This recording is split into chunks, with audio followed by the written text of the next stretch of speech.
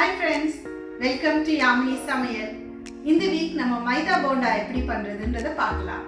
இது நம்ம வீட்டுக்கு யாராவது கெஸ்ட் வந்துட்டாங்க, டக்குன்னு அவங்களுக்கு ஒரு அப்பிடைசர் மாதிரி பண்ணி கொடுக்கணும் அப்படின்னா இதை பண்ணிக்கலாம். இது ஒரு 15 மினிட்ஸ்க்குள்ளெல்லாம் ரெடி பண்ணிடலாம். நம்ம இதுக்கு தேவையான இன்க்ரீடியன்ஸை இப்போ நம்ம பார்க்கலாம். 1 கப் மைதா, 1/4 கப் வெங்காயம், 1/4 ஸ்பூன் சீரகத்தூள், 1/2 ஸ்பூன் இஞ்சி பேஸ்ட், 1 டேபிள் ஸ்பூன் அரிசி மாவு, 1 ஸ்பூன் உப்பு, 1/4 ஸ்பூன் பேக்கிங் சோடா, கொஞ்சம் கொத்தமல்லி, கருவேப்பிலை, 4 பச்சை மிளகாய் பொடியாக நறுக்குனது, 2 கேஷ்யூ பொடியாக நறுக்குனது. இந்த கேஷ்யூ ஆப்ஷனல் தான், கண்டிப்பாக போடணும்னு அவசியம் இல்லை.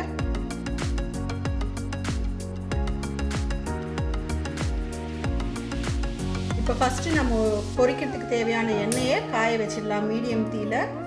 அது காஞ்சிட்டு இருக்கிறதுக்குள்ளே இந்த மாவை ரெடி பண்ணிடலாம்.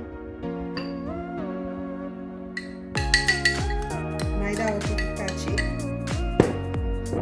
அடுத்து ட்ரை இன்க்ரீடியன்ட்ஸ் எல்லாத்தையும் ஒன்றா போட்டுருங்க.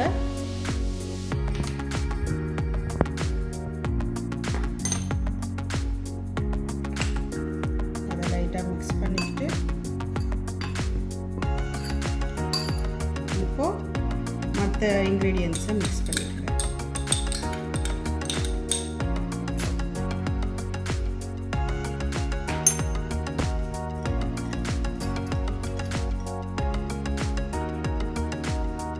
இப்போ இது கூட தண்ணி ஆட் பண்ணி மிக்ஸ் பண்ணிக்கலாம். மினிமம் 1 கப் தண்ணியாவது தேவைப்படும். 1 கப்பையும் ஃபஸ்ட்டே ஊற்றிடாதீங்க.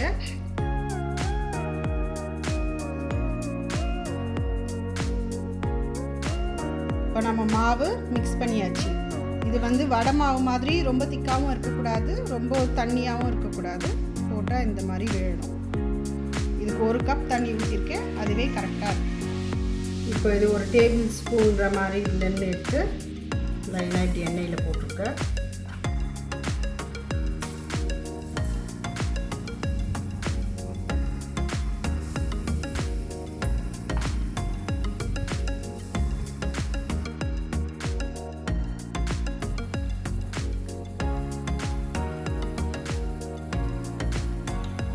பார்த்தீங்கன்னா இந்த எண்ணெயோடைய பபிள்ஸ் எல்லாம் கம்மியாக ஆரம்பிச்சிருச்சு. கலரும் நல்லா சேஞ்ச் ஆகிடுச்சு. இப்போ ரெடி ஆகிடுச்சு இது எடுக்கிறது.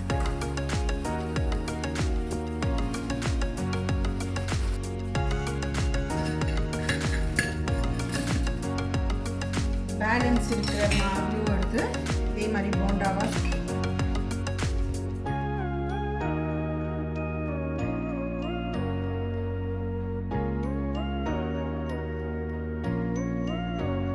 நம்மளோட மைதா போண்டா இப்போ ரெடி. நீங்களும் இதை செஞ்சு பார்த்து பிடிச்சிருந்துச்சுன்னா தம்ஸ் அப் கொடுங்க. மறக்காமல் என்னோட சேனலுக்கு சப்ஸ்கிரைப் பண்ணுங்க. இன்னும் அடுத்த வீடியோவில் இன்னொரு ரெசிபியோடு உங்களை பார்க்குறேன். அது வரைக்கும் பாய்.